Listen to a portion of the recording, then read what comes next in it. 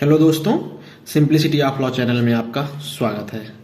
तो आज हम चर्चा करेंगे जो आईपीसी है हमारा, उसमें जो दंड दिए जाते हैं वो कितने प्रकार के दंड होते हैं और कहाँ पे इसके बारे में प्रोविजन दे रखा है। ठीक है, तो इसके बारे में हम लोग चर्चा करते हैं। ठीक है, तो जैसा कि आप लोगों को ये चीज पता ही है कि आईपीसी, सीआरपीसी और फिर उसके बाद एविडेंस के बारे में पार्लियामेंट में बिल आ चुका है और वो कमेटी द्वारा जांच के अधीन रख दी गई है और हो सकता है अगले सेशन में, पार्लियामेंट के अगले सेशन में हो सकता है वो बिल पास भी हो जाए। ठीक है, और एक्ट भी बन जाए।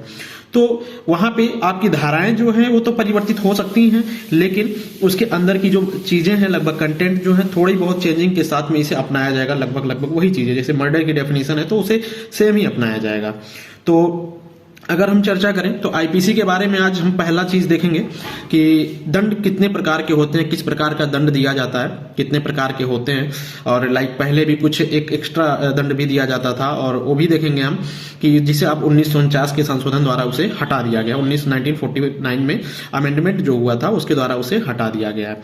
तो इसके बारे में अगर हम चर्चा करें तो दंड के बारे में सबसे पहले चैप्टर नंबर 3 में दिया गया है। आईपीसी का चैप्टर 3 जो है, और उसमें सेक्शन 53 से लेके सेक्शन 75 के बीच में इसको बताया गया है। 53 से 75 के बीच में। तो अगर हम इसके बारे में चर्चा करें तो सबसे पहला सेक्शन ही आता है हमारा 53 आता है, बताता है कि दंड के प्रकार क्या है, कि दंड कितने प्रकार के होते हैं, इसके बारे में चर्चा करता है।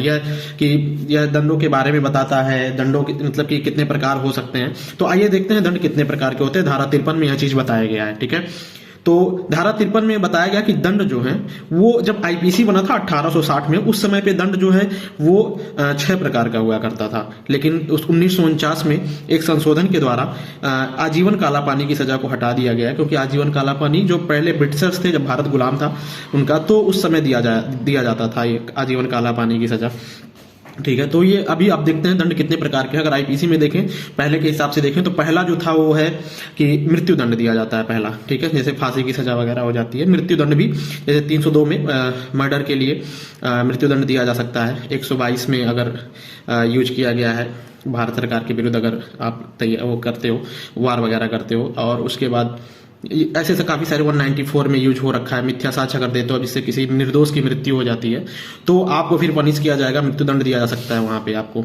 ठीक है, फिर इसके बाद आता है मृत्यु दंड हो गया। दूसरा सजा जो देखते हैं वो आता है आजीवन कारावास के बारे में। ठीक है, तो आजीवन कारावास मतलब पूरे जीवन के लिए कारावास होता है, शेष जितना जीवन बचा हुआ है उसके बारे में कारावास हो जाएगा। ठीक है, तो आजीवन कारावास ये हो जाता है। लेकिन कहीं कहीं पे कंफ्यूजन होता है कि कहीं कहीं पे आजीवन कारावास की गणना करनी होती है कि आजीवन कारावास का कहीं कहीं पे दंड दिया जाएगा कि आजीवन कारावास के आधे दंड से दंडित किया जाता है व्यक्ति को। तो उसके बारे में हम आजीवन कारावास को कितना गिनेंगे, तो आजीवन कारावास को गिनने के लिए धारा 57 बताता है कि आजीवन कारावास को अगर कहीं गणना करना है, उसका कहीं पे अगर गिनना है कि कितना साल हम उसको मानेंगे, तो वहां पे 20 साल माना जाएगा आजीवन कारावास की अवधि को। जैसे धारा 511 बताता है कि वहां पे सजा जब दिया जाता है तो आजीवन कारावास का 1/2 दिया जाता है, तो वहां पे आजीवन कारावास 20 साल मान के उसका 1/2 अर्थात 10 साल माना जाएगा। ठीक है, सजा वहां पे 10 साल हो जाएगा। ठीक है, तो ये दूसरा पनिशमेंट हो गया आजीवन कारावास के बारे में। तीसरा पनिशमेंट आता है कारावास। ठीक है, कारावास में 2 प्रकार के कारावास होते हैं, तो जेल में रखा जाता है उसमें 2 प्रकार के आ जाते हैं, एक कठोर आता है, एक सादा कारावास आता है। और जो आप लोगों को एकांत परिरोध पता होता है, एकांत परिरोध जो रखा जाता है व्यक्तियों को, वो कठोर कारावास के अधीन हो जाता है। कठोर कारावास में साश्रम करवाया जाता है, कारावास रहता है, और सादा में आपको श्रम नहीं करवाया जाता है। ठीक है, और इसके बाद आता है तीसरा हो गया, और इसके बाद चौथा आता है कि संपत्ति का संपहरण कर लिया जाता है, संपत्ति को जब्त कर लिया जाता है, ये चौथा आ जाता है। इसके बारे में धाराएं 61 और 62 थी, लेकिन उसको बाद में हटा दिया गया है। कुछ इसके बाद में लोक सेवक से संबंधित एक जगह पर है कि 166 से 169 के बीच में है कि वहां पे लोक सेवक अगर कोई प्रॉपर्टी ऐसे प्राप्त करता है तो उससे ले लिया जाएगा, चैप्टर 9 में दिया गया है। ठीक है, और इसके बाद आखिरी आ जाता है जुर्माना। इसमें 5वां हो जाता है दंड, जुर्माना। बीच में एक दंड था कि उसके बारे में क्या था, प्रावधान था कि आजीवन कालापानी के बारे में था प्रावधान, जिसे 1949 में संशोधन के द्वारा हटा दिया गया है। तो आज हम 5 प्रकार के दंडों के बारे में देखें कि किस तरह के दंड होते हैं। तो जैसा कि आईपीसी के चैप्टर 3 धारा 53 से लेकर 75 के बीच में धारा 53 में ये चीज बताया गया है कि 5 प्रकार के दंड होते हैं। पहला दंड क्या है?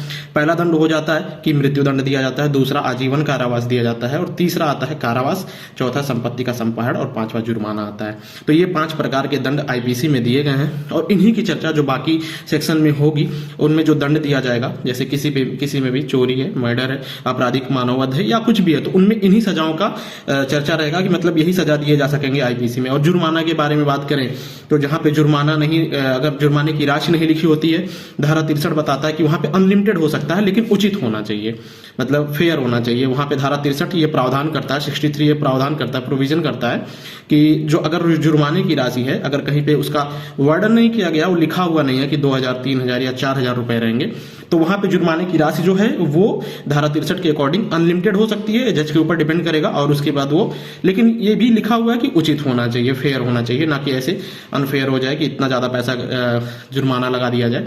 तो ये हो गए दंड के 5 प्रकार। और आगे हम देखेंगे इसके बारे में कि मतलब आईपीसी के आगे के लेक्चर्स में हम देखेंगे कि क्या हमें पढ़ना है, और उसके बारे में आगे चर्चा भी करेंगे। आप लोगों को कुछ पढ़ना होगा तो उसके बारे में आप लोग कमेंट भी करिएगा। और ठीक है फिर, ओके बाय, आपका दिन शुभ रहे, धन्यवाद।